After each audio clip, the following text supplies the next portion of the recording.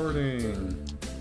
I gotta get out of here by 2:30. Ooh. Oh, we better hustle then. Yeah, jeez. We are hustling through episode 123 of the Voluntary Podcast, recorded on December 6th, 2020. On the podcast today, we have a man whose evil doppelganger is Andrew Clark. Why? I mean, regular Andrew. Hi, I'm regular Andrew. I'm not Wandrew. What does Wandrew look like? What does he have going on? He's got a goatee. Okay. Just a goatee. He shaves everything. That's not the goatee. And he also has an eyebrow piercing. Andrew sounds like somebody I'd want to have a beer with. Okay. Yeah, no, he's great. I mean, total dickhead. I'm not Andrew. Okay, yeah. So one of those friends you're like, yeah, well, yeah, we can meet up every once in a while, but I don't want to get too entangled in everything you got going on. Yeah, he's an energy sucker. Okay, that's fair. Next up, we have Ryan Holt, who's about to tell us about his evil counterpart, Ryan. Oh, okay. Warian? Sure. It gets... Wyan? He's definitely a Nazi, right? Like, it has the word Aryan in it, his name. He took his German heritage a little too seriously. Has like all sorts of tattoos all over him. Oh. And like, I guess you kind of appreciate it because like he doesn't leave any doubt. Like he's just out. A giant piece of shit. Yeah. Like everyone knows. It's like the plot of Inglourious Bastards where he's carving swastikas onto Nazis' faces, but he just did it for everyone. He just tattooed a bunch of shit that's obvious Nazi shit all over him.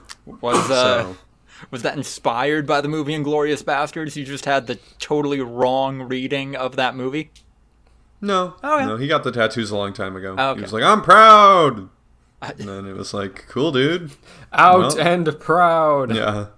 You can't hurt me anymore. And it's like, well, good luck with that, bud. We can hurt you. We can definitely hurt you. And then last but not least, I am Lucas the Writer, and my evil counterpart, Lucas, is just 80% legs. Yeah. It's like Dr. Robotnik? Yeah, actually, you know what? That's like a fair approximation for what he has going on. Like, his legs, even longer, like 50% longer than mine. And then just a very small, stout torso. So it's like legs, a set of hips, and then a neck and arms coming out of those hips. Functionally, yes. How was this prompt? How was this intro? Top 5 all time? Did we nail it? Wow, Lucas. I liked it. Yeah. Yeah. I mean, wouldn't it be... It'd be Wakus. Why? Ooh. Yeah. Okay. Wyan and... Yeah, Wandrew would probably work. Yeah. Although, I guess, in the video games, like, there's Waluigi, which is just Wa in front of the regular-ass name, and then there's Wario, which is integrating the Wa into the name, right, not just adding it in front. So, which one do we go with? Wario existed long before Waluigi, so That's in true. theory you should probably go with Older the OG. than time itself. Yeah. Wario isn't exactly what you would call human. What if Mario was just more garlic? Garlic? Yeah. What? Is Wario big into garlic? Yeah. What? Yeah, his for his final smash in the Super Smash Bros. Games, he just pulls out a fist-sized clove of garlic, eats it, and then, I don't know, it turns into a superhero or something. I feel like that's not necessarily that he's like really into garlic. It's just that he's a nasty guy. He's just gross as fuck. Yeah. And he derives his superpowers from being as disgusting as possible. So he just eats a bunch of garlic to make himself smell bad, which gives him strength. The disgust of others fuels his power. The Ancient One. Wario is a little eldritch. I don't know what Eldritch is. I've heard it referenced. I like Cosmic Horror. It's a Lovecraft thing. Yeah, but like you say Eldritch or Cosmic now because Lovecraft is Lovecraft. Isn't Eldritch like a term from Lovecraft though? Yeah, but it's more removed. Okay. Yeah. Okay. Well, yeah. I'll just stick with saying like Cosmic Horror then. That's fair. Wario was born, then 20 minutes later, the universe came to be. 20 minutes? I don't understand some of those where they're like, yeah, they assign time values to like things that happened before everything was created. It was like, that includes time. Right. Fair enough. Like there was definitely like old sects of Christianity that tried to like figure out when God came into being before God created everything, and they were like assigning like time frames to it, and it was like, I don't think that's how that works. I don't think that's how any of this works. I absolutely fucking love when I see like hardcore evangelicals try to like mathematically sort out when the apocalypse is coming. They're like, well, you can see with the math that I've done. It's like, okay, hold on. You can't do math with this shit, man. You can't just take a book that is like well known to be incomplete and also features regular ass dudes that are hundreds of years old, and try to come up with a timeline out of this and then extrapolate that into the future. It's hilarious every time. Jesus had 12 apostles, 12 times 2, 24, world's gonna end 24/12. Yeah, that is kind of the randomness that's involved most of the time in those calculations. If you double that, it's like, why would you double that? Provide a reason to double it. Show your work here, man. Like, show me how you got there. Oh, and we are going to show people how we got to where we are by talking about everything that happened this past week in News of the Week. What? Fortnite's Travis Scott is dead. He got vored by Galactus, and in the process of that, Galactus also took down Twitch for a while. It's been a while since we talked about Fortnite on here. Yeah. Yeah. Need that clickbait. Are they you? I don't really know what Galactus's deal is. He's a giant purple guy in space who eats planets. Oh. Yeah. Okay. So he ate Fortnite? Yes. He vored Fortnite. Yes. Did you read what does that the mean? headline? Oh, Andrew, my sweet summer child. What does that mean that he vored it? You know what it means. Context clues, Andrew. So, well, I mean, people who are into Vore derive sexual pleasure from the thought of being consumed, usually by somebody much larger than them. Mm-hmm. Oh, God. And it's consumed whole, you should specify. It's more like a swallowing, like being swallowed and then digested fetish. Yes. Oh, Andrew, the look on your face. Never seen a Vore video, huh? Wow. Buddy. Wow, for first race war? Yeah. Well, welcome to your first day on the internet. I'll be your guide. Over there's Vore. Go do that. Go nuts. Yeah. All right, and that concludes our tour. You've seen everything now. You've seen everything you need to. Yep, that's the important stuff. All right. Yeah. No, Lucas was making a bit, and I'm glad we got to go into it. Full of jokes. And explain to everyone that Vore is real. Vore is not dead. It's surely alive. Vore's not dead is definitely a title candidate.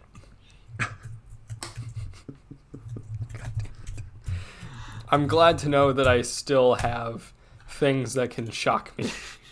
Yeah. Isn't it always great when you reach a new level of like, wow. It's either like reassuring or it's just a new low. Like, I think personally, Vore is a relatively harmless fetish because like there's no sure. Yeah. It's there's not no harmful. real It's world just a thing. analogy. Like it's Right. more of just a fun fantasy thing. It's a thing that I did not know about and I was very surprised by. Yeah, no, it's a thing that I don't know how it became a thing because it's so specific and weird. But you know, it's not really possible to enact. So No. I guess maybe like like one of those dragon kids slides that you like climb into it. Like I don't know if that could be an approximation. I have no idea, man. Please don't try this at home.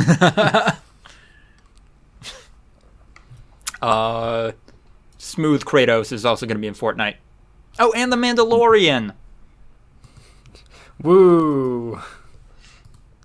That's what. Smooth Kratos. I think we said it last night, but I think I saw that Master Chief is going to be in it soon. Yeah. What the fuck, guys? Has there been a Nintendo character in Fortnite yet? I feel like Nintendo is too protective of its IP, That's fair. as has been shown in recent weeks. Ooh. You wanna go into that one, Andrew? I don't know much about it. I really don't feel like I have the information to make a statement on it. I just know that people have been talking about Nintendo being shitty for a while. This derives from them shutting down an online Melee tournament because to get that game online, they invented like special netcode that you have to install on the game, and Nintendo decided that was cease and desistable.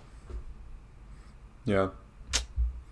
Shut down competitive play on their own property, which did nothing but boost the popularity while harming absolutely no one.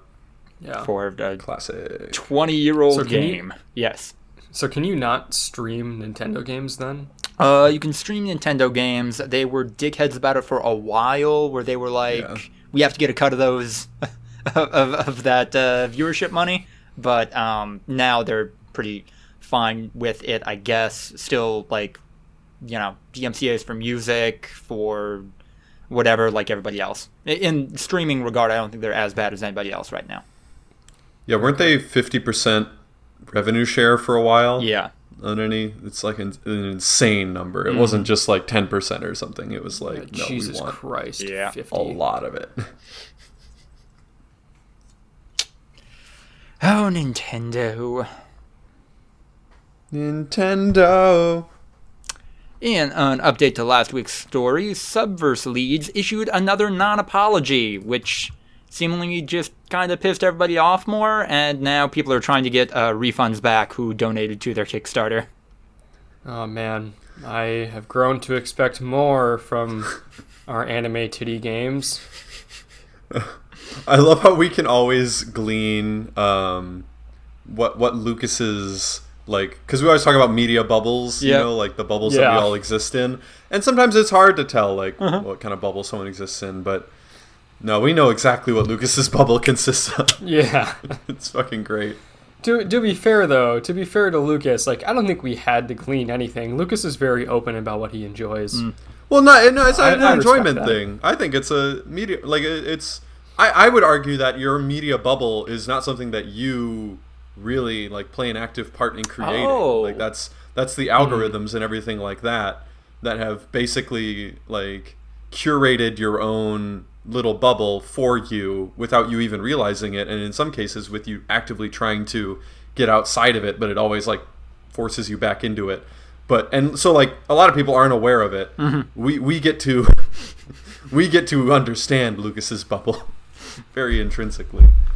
So yeah, that was more where I was going. You know what? That's fair, and I feel like I know your bubble better than my own. Do you have a weird porn game equivalent to like something? You are weirdly aware of developments in like a very specific media sphere?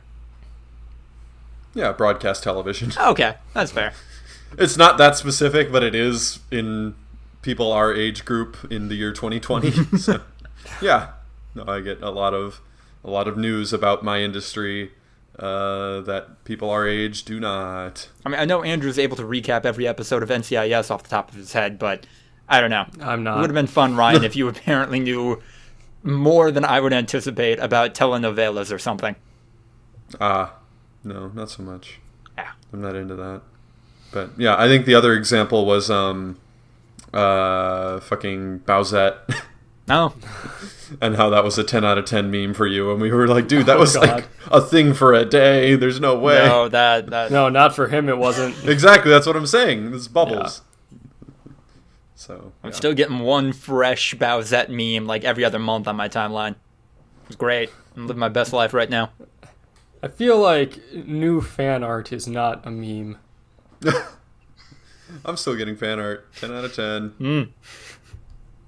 Top 10 meme 2020. Let's go. Dip back into it. We still have to figure out if we're doing that category again. I don't think we are until 2030, right? 2030. Oh, God. We're going to be...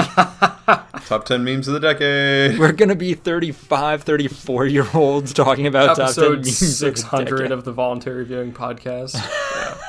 I think memes are going to get out of date, right? Memes are going to be then of the slightly older crowd when it's Generation Alpha, right? Is the new generation. When they come up, they're going to be like, ooh, memes. Those are cringy.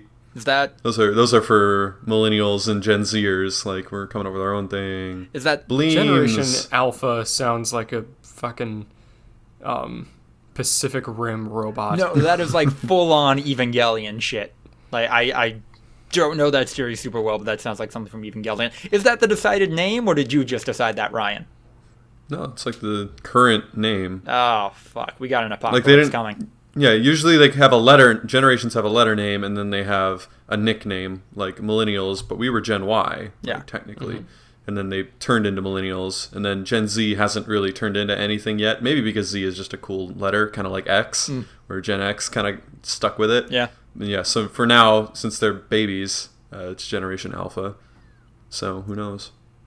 Because that's what usually comes after alphabetic letters. Buckle up, Alphas. 1 in 10 of you are going into a Gundam. Be ready for that. Jeez. I'm sorry, Andrew. Go ahead. It was Generation X. I mean, I never heard of, the boomer generation being referred to as like Generation W. Was Gen X like its own thing? Like, Gen X might have started the trend. Yeah. You're right. I don't know. I kind of was under the impression that they called it Gen X because they're like, we don't understand them. They're unknown, or like they don't really have a connection. Some dumb bullshit like that. It's very possible, that Gen X started it. But okay. And then the 3 successive generations have just followed. I wonder if it was meant to line up with the ending of the 20th century, but there was just a misestimation there or something. They fucked it. Oh, fuck. We blew it, didn't we, guys?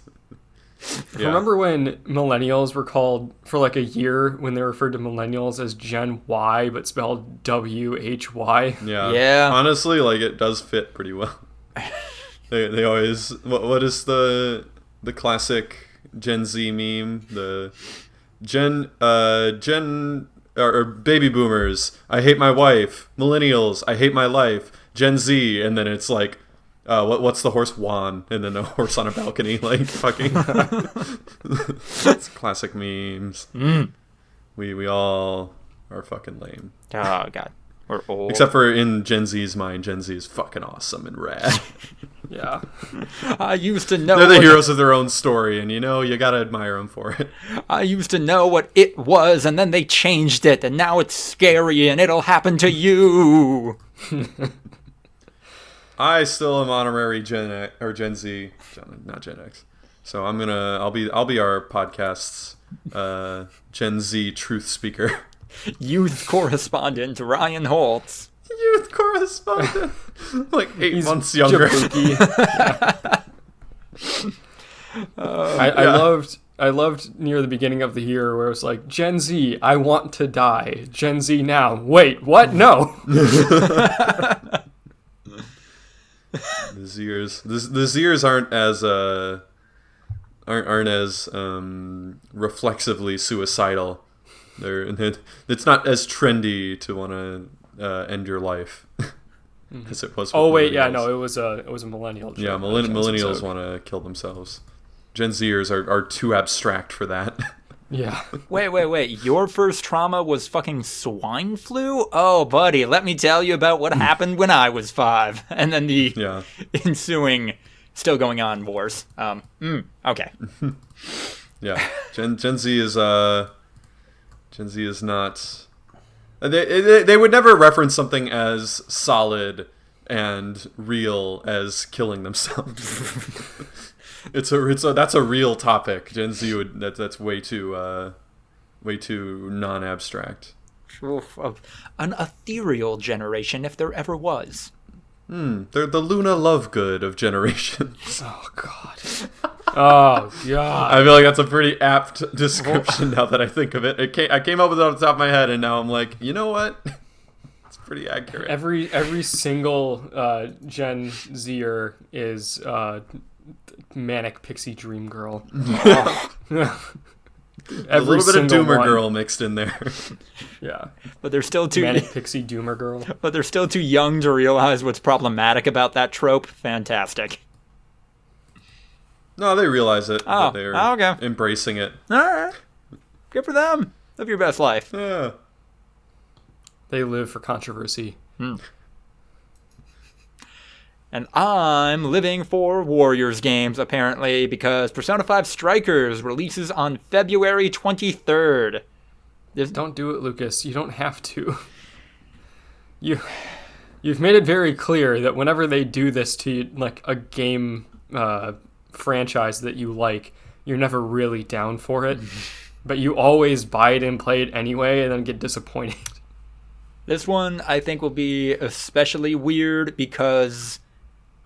this is a spin-off / sequel that takes place after the first game and its ending, where the enhanced version that came out this year totally changed that. So this is a sequel to a non-canonical ending anymore. I think this is fan fiction. I'm about to play fan fiction. I just can't get over this fucking picture on the top of the Kotaku article. There's a fucking just cat thing. Yeah. With giant eyes, and like otherwise it's like relatively realistic humanoid figures. Yep. And then there's just a clearly like cartoon cat. Like it's basically like Spider-Ham in Into the Spider-Verse. Yeah, that's actually yeah.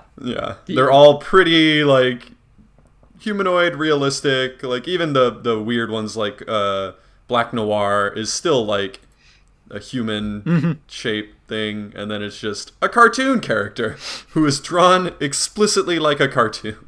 Did you refer to Spider-Man Noir as Black Noir? Isn't it Black Noir? I thought it was Spider Noir. Yeah, it's Spider-Man Noir. Black Noir is from the Boys. It's definitely not Spider-Man Noir. I know that much. There's no man in it. Yeah, it might be Spider Noir, but I think it is Spider-Man Noir. In Spider-Verse? Oh, Spider-Man, yeah. Spider-Man Noir. But Into the Spider-Verse, is that what they call him? Oh, I think so. I thought they called him Black Noir in Into the Spider-Verse.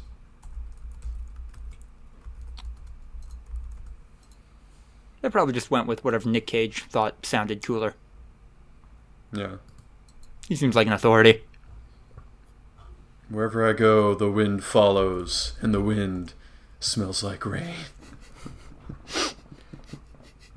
So fucking dumb. Yeah, let's see. Okay, voice cast. Where's Nicolas Cage? Spider-Man Noir. Yeah. Oh. And yeah, you realize that Black Noir is from The Boys, right? Yeah.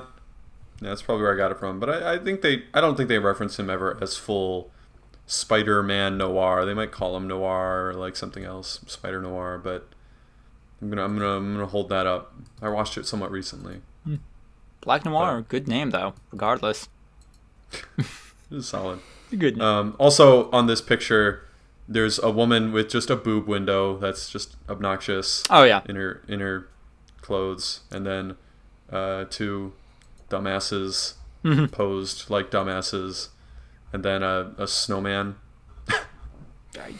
I'm not sure. Snowman looking girl. I'm not sure what's going on with the snowman girl. She was a new character. But would you believe me if I told you the girl with the boob window, plot point of hers is that she is a sexual harassment and assault survivor, but still heavily sexualized in this game? Oh, how very non-problematic of them. Yeah, what? I couldn't believe that. That's insane. I hate it. Who would do that? Who would do that to a character that's had that happen to them? You really don't have to buy this game, Lucas. Like, you don't have to. You have the power to not spend money on it. Let me see how much it is at launch. What are you willing to pay? Yeah, Andrew just visibly died on the inside. I mean, if it's 40, definitely. 50, maybe. 40 is a definite. 60, That's like a lot full of money. price. Full price, like I'll wait for a discount. It's not And then you just will the buy money. it once it gets down to 40. Yeah, it's not just the money, it's the time you'll spend playing it, and then we know that you won't like enjoy it that much. I mean, I'll be able to talk about it on here. It'll be interesting. I'll be able to reflect on a piece of media which I genuinely enjoy. But you won't enjoy it. That's where you're wrong, kiddo. Some part of me will enjoy it. I can find value in a bad thing. We've been doing a bad movie night on and off for how long? Yeah, but we're like roasting it. That's the value. Not watching it. If you want to do a segment where we play bad video games and shit on them, like that's fine. Okay. If you want to take the podcast in that direction, but I mean, I'd want to do it live, like together. I would be using like the PlayStation screen share function to like roast it. Yeah, honestly, that sounds kind of fun. Yeah. Lucas plays a video game and then we shit on it. Wait, I just heard it. I just heard what I was saying. I'm sorry. I don't know. Yeah, that does not sound fun to Lucas. Yeah.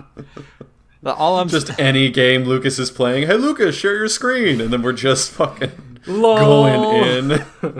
Wow, this is so fucking lame, dude. Look, all I'm saying is steak tastes even better if you had an okay hamburger a couple days ago. I don't know what you're referencing with that. It's a metaphor. What is the steak in this scenario? Whatever good game comes out after Persona Strikers. The OK hamburger doesn't cost $40. Or 50 hours. Or 50 hours of your life, which when you calculate it out to like $15 an hour is a lot more. It's going to be like 20 hours. This feels like a 25-hour game.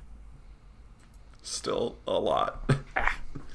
Speaking of wasteful time investments, Oscar Isaac is rumored to play Solid Snake in the Metal Gear Solid film, which is a shame because that movie is never coming out, and Oscar Isaac has better things to do with his time.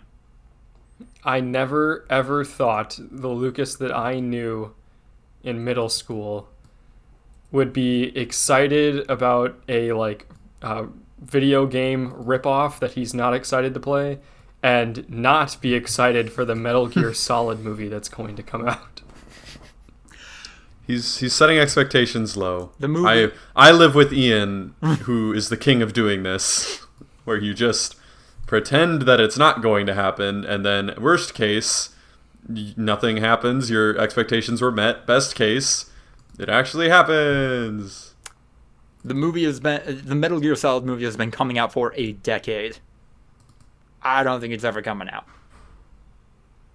Hey, Hollywood gem Oscar Isaac is attached now, so sometimes that's all you need, baby. He's in everything. Now it's got some interest. It means it's maybe moving along in the next stages. It could happen. They like the fact that he has graying hair. For Oscar Isaac has Solid Snake. Also, as a quick... That's an important character part. Also, as a quick aside, hey, all Hollywood outlets reporting on this. This is why you should hire me, because I know which guy Solid Snake actually is. There were a lot of articles out there announcing Oscar Isaac as Solid Snake with not Solid Snake as the picture. Which snake were they using? Mostly Naked Snake or Punished Snake, Big Boss. And then in a few instances, Old Snake, which, well, is kind of Solid Snake. No, that's Old Snake. I don't know. You can see why Hollywood elites are confused by this, though, I would hope. This is also the same universe that has two different big bosses. A venom snake that is Big Boss and is also at the same time not Big Boss. A liquid snake, a solid snake, a solidus snake. Who is also genetically Big Boss. Who is also Ocelot. No, liquid... No. Ocelot is also liquid snake. Oh. Solidus snake. Fuck me. Yeah. Andrew, you fool! Yeah. You child! How could you possibly make that mistake? Yeah. No, I mean, if Hollywood needs to hire you for this one article, I guess, yeah, they might for this specific scenario. All I'm saying, I have a very reasonable consulting fee as well. Bring me in. I feel like they just want you to write the article because, Yeah. especially entertainment news is basically just Oscar Isaac was cast to play Solid Snake. More details to come on the project, which has been in development for the last 10 years. And then they just move on because it's all about breaking the news. It's not about actually, reporting. So, entertainment journalism. Yeah. The trades. It's sustainable. It is. Yeah. People will always need that news about their industry. Every single person who works in the entertainment industry is subscribed to those alerts because you need to be in the know. And then every single person who likes the entertainment industry is subscribed also. Yeah. So it's easy and a lot of people like it. Mm-hmm. So, this is a total tangent, but can I ask you guys a weird question that I kind of got into an argument with people about this previous week? Yes. How would you define clickbait? For me, clickbait involves deception. Like they have to be lying in some form in the headline or the thumbnail or something to get people to click, and then not provide what was quote unquote promised by the headline or the thumbnail. I know for some people it can just be like attention grabbing headlines and stuff, but for me, as long as they're actually delivering on whatever that headline was, it's not true clickbait. Yes, I had that realization this past week where apparently a lot of people think that clickbait is just a hot take that is bad or that they disagree with. Or just 8 things that apply to blah, blah, blah. But then if they actually do list out 8 things, then to me that's not clickbait. It's clickbait-y. Right. But yeah, I think we need to come up with a new clickbait. word for, the other thing then. Because if you're posting something whose its intention is just to get people to click on it so that you get those clicks, you get the viewership, and in order to do so, you do something either outlandish or something that makes people angry or just something with a butt on it. If that's not clickbait, we need to come up with a name for it. That is clickbait. For me, if there's a butt in the thumbnail and then the article doesn't talk about that butt or show more of that butt, then yeah, clickbait. Yeah. No, I'm saying that it's not a lie. There's something in it that's intention is just to grab someone's attention, or hey, that thing you like fucking sucks. Let's get some hate clicks going. I think what you're talking about, Andrew, is 21st century internet journalism. So yeah, that's the word for it. I just depressingly, that is the word. I want something to put that into. That's a category. Yeah, 21st century internet journalism. When you're saying, oh, all they're trying to do is get you to click. That's all they care about. It's like, yeah, that's the business model. There are alternatives, but they don't succeed. Not often enough, at least. Yeah. Not unless you're video game donkey. Yeah. He's doing it. He's doing it, and I love it. The fucking madman.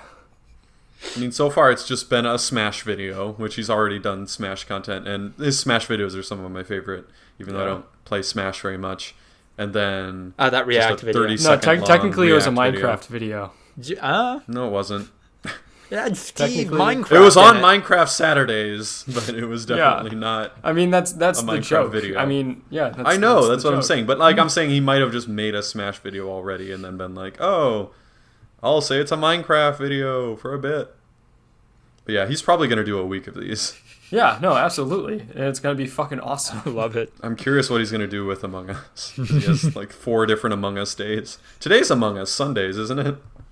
Might be on a delay. Yeah, I don't know. So today you might have something.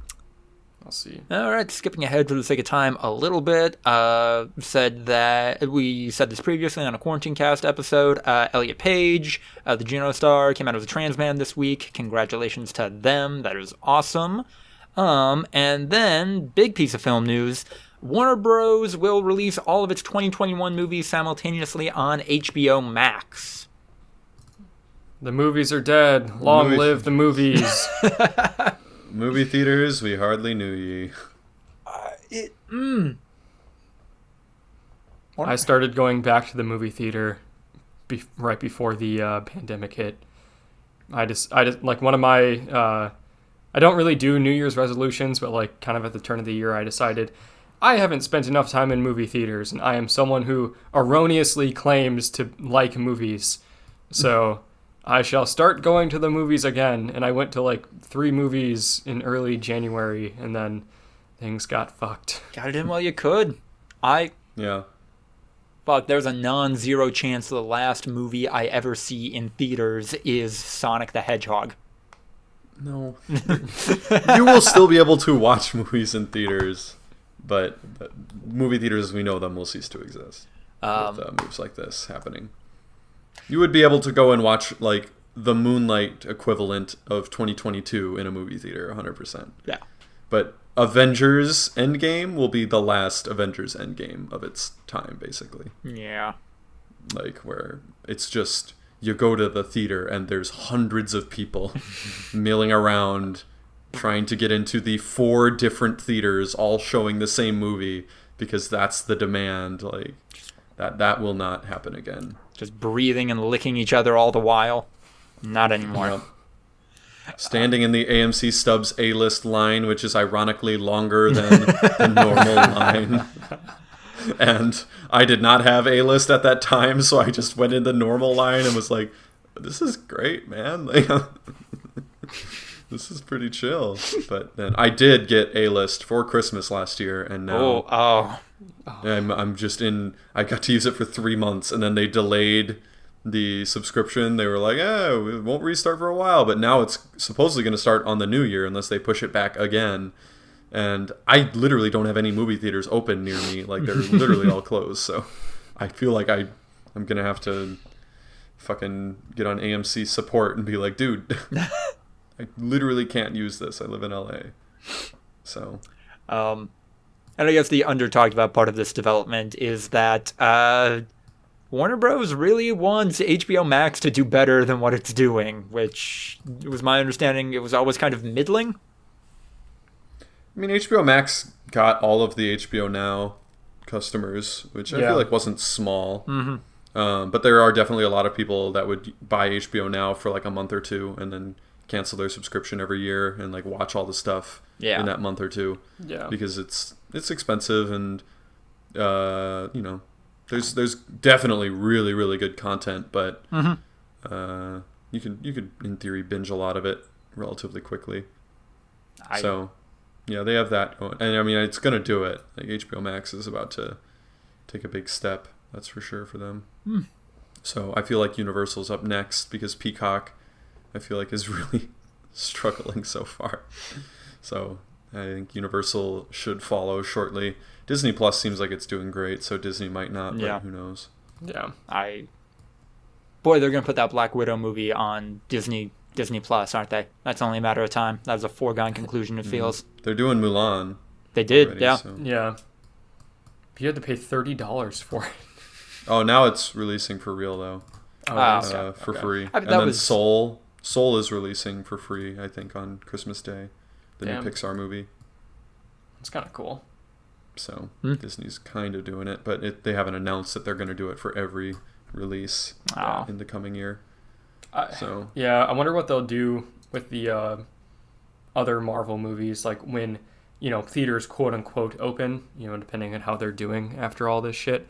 Like, are they going to stick the Marvel movies only in theaters and try to milk everything they can out of that, or are they just going to say, like, fuck it, both, but mostly just Disney Plus?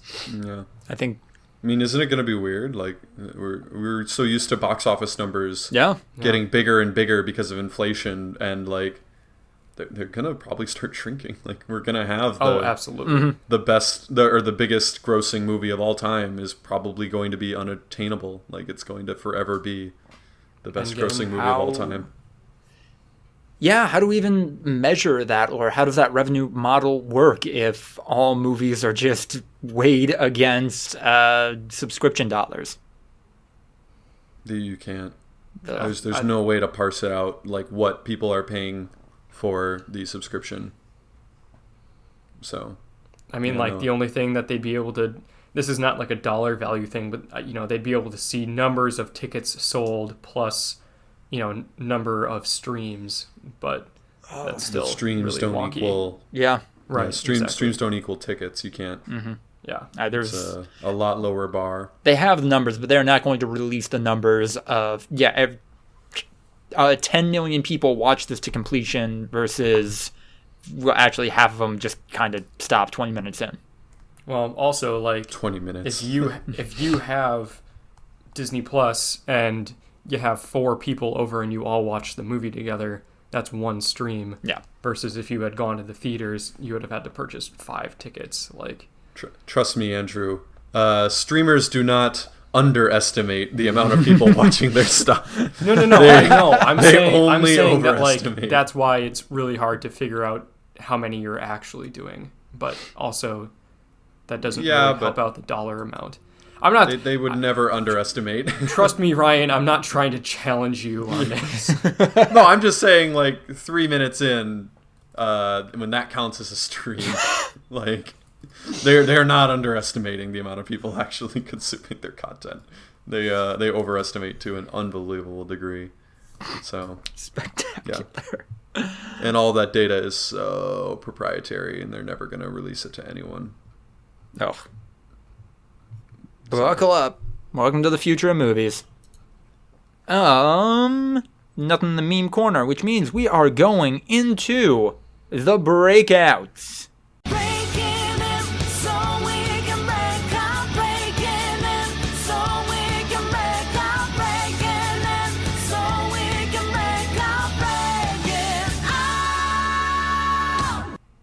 Andrew, I see you have something written here, but before we get to that, it's my understanding that The Mandalorian was Power Rangers in the best way in the most recent episode? There was fighting going on. There was some cheesy fighting going on, and I'm okay with that. I guess that's what Power Rangers is. So Power Rangers is extremely one dude in a cool suit of armor beating up literally 24 other dudes in lamer armor and then blowing up 2 spaceships. I mean, that's the whole fucking show. That's the whole show. That's The Mandalorian. A dude in a cool-looking set of armor kicking the absolute shit out of lamer dudes. It's just fucking pussies. No, yeah. Boba Fett is alive and in the show. Of course he is. Yeah. Yeah. How'd you get out of the pit? They didn't explain it. Of course they didn't. No, they just said I was left for dead in the desert. It's like, okay, that's it, I guess. Is Boba Fett a good guy? I mean, he's like kind of a neutral guy. He's helping out. Okay. They made a deal and to like get his armor shit back, and he got his armor back, but then he failed his end of the deal, so now he's like indebted to the Mandalorian. And he's like, well, you gave me my shit, and I did not succeed in helping you, so I'm just gonna help now. Wait, does the Mandalorian not have a name? No, he does. But they've only said it once. Jesus Christ. It's like earlier in the season, Pedro Pascal's The Mandalorian figured out that he's actually a religious extremist accidentally. There's some shit going on where like he belongs to what he thought was like the only way of being a Mandalorian. It's like you can't show your face, you have to keep your helmet on constantly, you don't have a name anymore, you live by the creed and all that shit. Turns out that was just, he grew up in what was basically a cult of Mandalorians that were all shunned for being psychos in like the actual Mandalorian culture. So when he meets up with other Mandalorians who have names and take their helmets off and shit, he's like, what the fuck? What the fuck is all this? And then they explain it to him and he's like, oh man. That sounds really fun. And all right, cool. Not reacting as though he is still deep in the Kool-Aid. That's great. Yeah. His name is Din Djarin? Yes. And Giancarlo Esposito is the one who revealed what his name was at the end of the first season. He's like, yo, this dude knows my name. This is bad. He must know other things. How does he know his name? Giancarlo Esposito's character, Moff No, Gideon. sorry. How does Din Djarin know his own name? Well, I mean, he was like indoctrinated into the like Mandalorian extremists called the Death Watch when he was a kid. But not like a baby. No, not a baby. Oh, okay. So what they would do is they would go around to like planets that were at war, save people, and then like if there were like basically orphans, they would just take them along with them until they could like relocate them, and if they couldn't relocate them, they would just keep them. Not unlike the Jedi. Raise them as extremists. Yeah, basically. So his parents were killed in a war, and then he stuck with the Mandalorians and became a hitman, or bounty hunter, I mean. As I get older and realize how fucked up the Jedi actually kind of were, I think I start retroactively liking the prequels more. Where they all die? You're like, kinda. Wow. You can see why the whole galaxy turned against them. It's undermined by the cool fighting, but the prequels do kind of take the piss out of the Jedi. Yeah. I guess. Lucas, I know this might be a touchy topic, but on the Wikipedia article for Din Djarin, for skin color, it puts tan. And I just... I don't know if that's normal for this, but... I don't know if it's necessary or anything, but they did it. So. Yeah. Well, because he does have his helmet removed once. Like I know. Would you describe his skin color as tan? I don't know. I don't think I want to try to like ethnically classify Pedro Pascal. Exactly. Skin color, Pedro Pascal. I feel like that would have been acceptable. Eye color, Pedro Pascal. Like,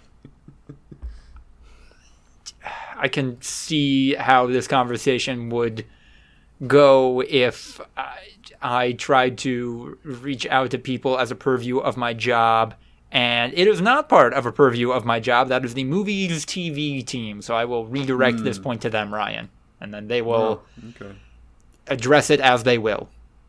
Fair enough. Not on me, man. No, I didn't ever think it was on you. I didn't think you wrote that article, but Just thought it was interesting. And then I saw it was a classic Wikipedia, and I was like, all right. Anything weird in that article, in that page about Jedi leg strength, Jedi leg muscles? What? That's a real thing. What? Yeah. Okay. I think it's probably the same thing as fucking Spider-Man, where I was talking about how there's a move where he just launches himself like 100 feet into the air, and it's like now we're looking at power scaling and like the sheer amount of muscularity that would require to send someone 180 pounds 100 feet into the air. And let me tell you, you can't do that if you're 5'8", 140. Or 5'10", 145. Ryan, what are you checking out? I finished The Crown. Ooh. It's good. It's a great season. Margaret Thatcher was a subject in this, right? Huge. She was the political side of The Crown this season. They usually have like, you know, a prime minister or some political movement as like one of the many storylines. Yeah. And she was the political storyline. How was she handled? How was the UK's Ronald Reagan handled in this? She wasn't like praised. I think they did warts and all. They showed like her ideas. They definitely tried to provide like character motivations and stuff like that. So I think that's just important for a dramatized series. They showed like her disagreements with the Queen over apartheid, which I think was a really interesting thing. So I think everyone could at least draw their own opinions that she was completely unwilling to introduce any sanctions against the apartheid regime. And then also they threw in one last jab from the Queen's mouth where Margaret Thatcher was talking about her son and how her son, because earlier in the season, there was a moment in English history where Margaret Thatcher's son got lost during a rally race in Africa and like just in the middle of the desert. So everyone just kind of thought he might be dead. And then they eventually found him, blah, blah, blah. It was this whole thing, crazy news story. So then the Queen asked her like, oh, how's your son's rally racing career? And she's like, he's just a businessman now. He doesn't do that anymore. That was just the one time. And then she's like, oh, that's interesting. What does he do? And he's like, oh, he handles various financial developments for countries such as Afghanistan, and was like naming off countries. And then at the very end, and South Africa. And the Queen just goes, of course. Like, that was right after, you know, her refusing to introduce any sanctions on the South African apartheid government. So it was a very pointed, like, this character's got some interesting motivation. They let you draw your own conclusions on her, and like humanized her, like showed where she came from, how she developed her ideas. Like her and her husband had a very like quaint, healthy relationship, and then juxtaposed that with just the fucking mess that is the British royal family. Like how just despicable they are. So yeah, they kept you on your toes with her character, and I think they did it pretty well. I think. And most people are going to go in with a preconceived notion of her, so like, you know, let you project what you want. So that was good. It was a little sad because this is the last season of Olivia Colman.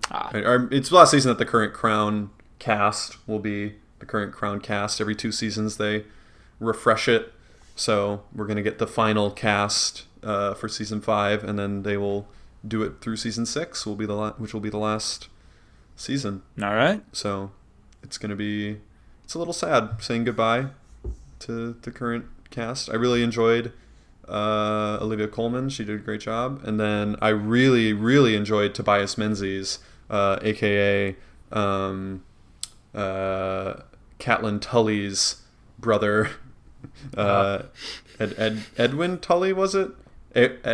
Trying to remember his name. But yeah, from Game of Thrones, the Tully guy who they keep pretending to hang. They're doing like show hangings until Jaime Lannister comes in and is like, what the fuck are you guys doing? So yeah, the one who thought he was going to marry the ugly daughter in order to get the bridge. But then married a child. And then she ended up being okay, but she was attractive. So that was supposed to be the takeaway. Sure. And then the red wedding happened. So, yeah. That guy. He was great. I really, really enjoyed him as Prince Philip. And Diana, oh my God, she was unbelievable. She was the breakout star. I think she's already blowing up because of her performance. And I think they'll probably recast her, but I can't know for certain. I'm not sure if that has happened yet. So, yeah, that was good. And now I'm watching The Queen's Gambit to brush up on some last-minute 2020 shows for our top 10. Jade and I have one episode left in The Queen's Gambit. I think I have 2. So we're in a very similar position on the show. How's that shonen sports not anime going? I have enjoyed all the memes where it's like her, but she's playing like Yu-Gi-Oh! Or like Beyblades and shit. Yeah. As have I. Andrew, you are done with season 11 of Archer and Enola Holmes, 2 shows that Venn diagram is a circle, apparently. Yeah, no, absolutely. 2 shows that are identical. Although Enola Holmes is a movie. And that's the only difference between Enola Holmes and Archer. Okay. Anyway, Jade and I watched Enola Holmes a while back. It was good. It was fun. I enjoyed it. I think it's a good date night movie. I think... Oh, sorry, go ahead. What is the conceit there?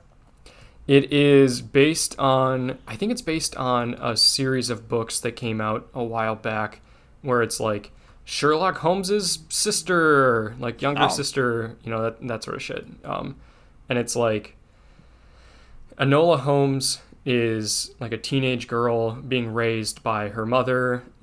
Sherlock Holmes and Mycroft Holmes are like just rich guys. Like that's the backstory behind them, is that they just come from a rich family and they go off to go do their own thing. Mycroft works for the government and Sherlock's a detective, and she lives with her mom and just does fun shit. And then her mom goes missing, and then she tries to find her.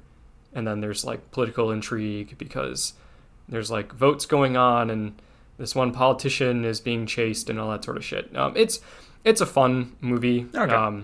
I'd say that like my one big gripe with it, other than like, it's super cheesy, but like not in a super bad way, is that she doesn't solve the mystery. Like everyone like, the movie is ended and it's like, oh, she solved the mystery. Congratulations, yada, yada, yada. She doesn't.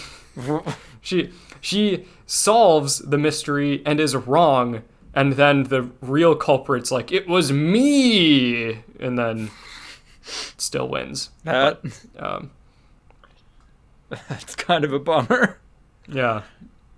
Because like Sherlock Holmes does separately on his own, just like figure it out very quickly. And then at the end they're like, how did you know? And it's like, then he explained why he found out, and then she's like, oh yeah, no, she just stumbled upon it. That I don't know if I like that. I don't. Yeah, no, it was that. I didn't like that at all. There's a lot of fourth wall breaking. It's kind of fun. It gets old after a while, but whatever. And then Archer season 11, he's finally out of the coma. It's good. I mean, it's fun. It felt like old Archer with kind of like a fresh new take. Because this is the first one in like 5 seasons when they're just spies again, right? Yep, exactly. Okay. And he gets out of it. He's like, wait, I've been in a coma for 3 years. You guys are spies again? They're like, yeah, we just kind of went back, did our own thing. They had the guise of a bunch of character growth that was then all undermined by Archer coming out of his coma and slowly over the course of the season breaking everyone down back into the worst versions of themselves. That's pretty great. like Cyril's ripped and also like a really, really good agent. He's like a really good spy, and he's like really positive about himself. And he's just like a well-adjusted man, and then Archer comes back and he reverts back into his lazy piece of shit, self-hating, selfish self. And it's hilarious. And then, yeah, it happens with everybody. Wait, so when was the last canon season? What happened in the last canon season that wasn't coma? They moved out to California because ISIS, the spy agency, had been shut down, and then they become private detectives in California, and then the season ends with Archer getting shot and drowning in a pool, which led to the coma. I forgot that's how old Archer is. Archer is so old that they named the spy agency ISIS because they that's not anything offensive. That's not going to be I think I remember they when real world ISIS became a thing, they had like a retcon that like in the beginning of that season they were then acquired by the CIA, and they just refer to themselves as the agency. They don't call themselves ISIS anymore. And there's like one background joke of somebody like shaking their head as they're moving the ISIS sign out of the building. Yeah. Yep. That's interesting. I don't really remember that season very well. The California Private Detectives. I might have watched it once, but not. No idea. Yeah, it was okay. I mean, there's funny jokes in it. It's Archer. Like, you'll laugh, but it wasn't that great. I feel like the last time I watched was when they were in Central America and there was like tanks assaulting a palace. Oh yeah, Archer Vice, the cocaine season. Yeah. Yeah, I definitely watched the cocaine season. Was that after the No, that was Private Detectives? No, that was like season 5, I think. Oh, so that's canon? That actually happened? Yeah, no, that's canon. Archer Vice is real. Yes. And then like after that, I think they go back to being the spy agency. I must not have watched that. Right. Okay. Yeah, I think the development was they were a spy agency. Then that got shut down, and then they became Vice because they were sitting on a ton of cocaine. Yeah. And then definitely watched the cocaine season. Yeah, and then that's how they made contact with the CIA and were eventually acquired by them. Yeah. Yes. Oh yeah, I think that's what it was. And then in season 6, they became spies again, but then they were the CIA. At the end of that season, they all got kicked out. And then so the season after that, they went out to California, became detectives. Archer goes into a coma. There are 3 coma dream seasons. One where it's like the 40s and he's a detective. One where he's Adventure Island Archer. Also in the 40s. Also in the 40s. And then Space. God damn. But they had a space episode that was canon. No, correct. They did really go to space. Yes. No, this is like Borgs and aliens and shit. Yeah. I didn't even laugh when you said we were Borgs, man. That's okay. I mean, maybe I should try season 11, but fuck, it's been a while. Although, I guess I should probably watch the California season then, so I can catch up on the canon, and then skip the coma seasons.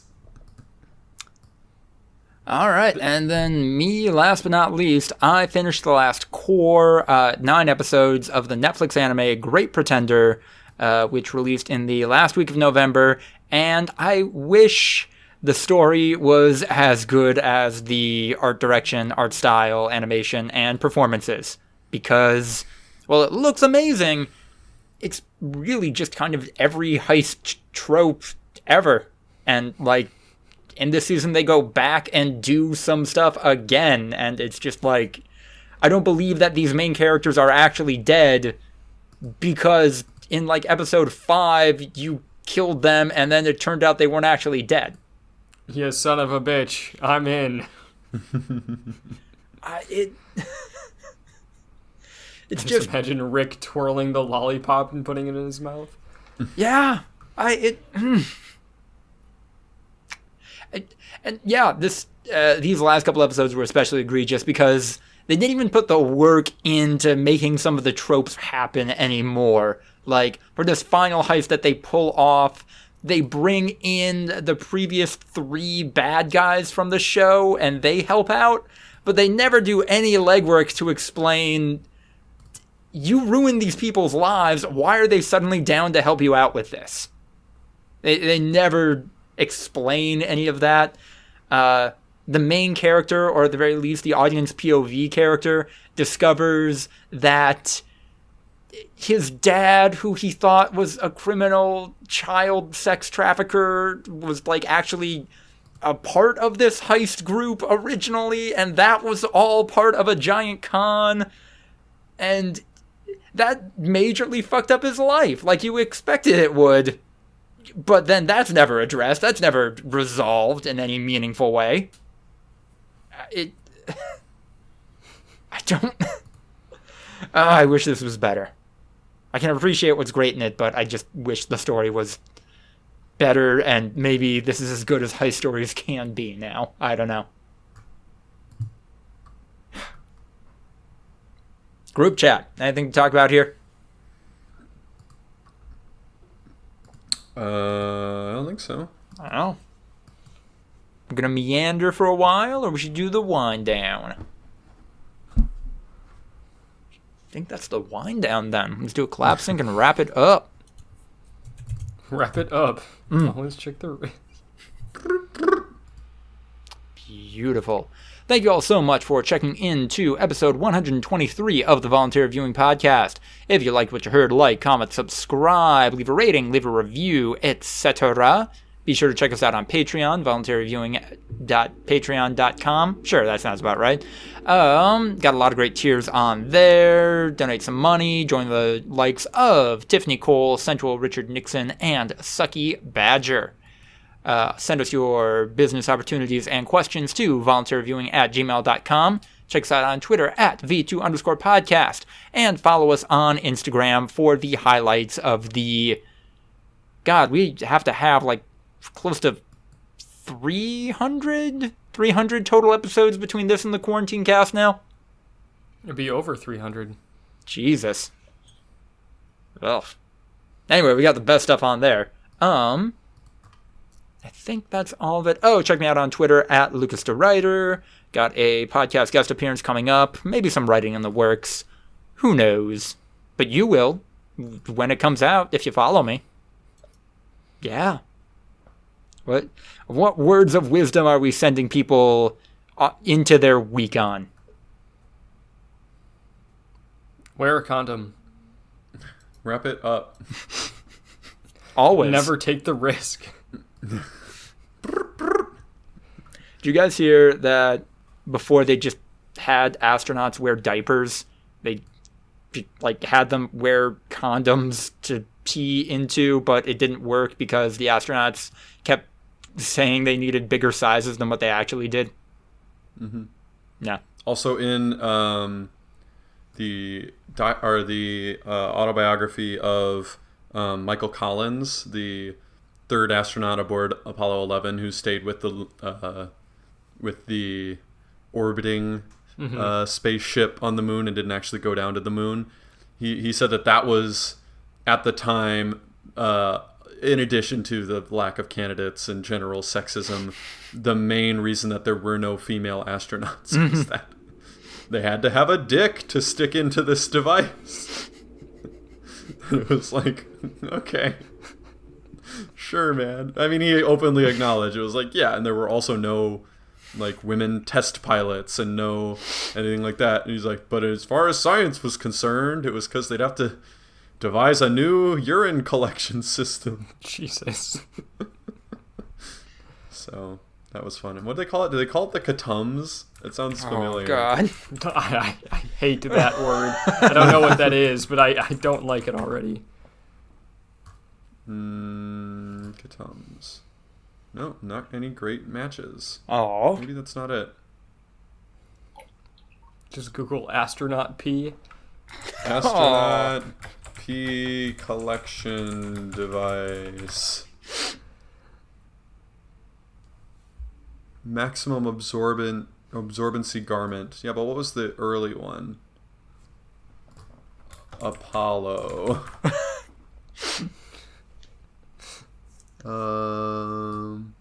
How astronauts pee and poop in space by Business Insider. What? Okay. Little outside of their target demo, but all right. Yeah, well, I guess is how they take care of business in space. That's fair. Yeah. They're doing business. Nothing personal. It's just business. Business. They don't say what it's called. I'm so upset. I wish I knew. I don't know. Everyone read Michael Collins' autobiography. It's so fucking good.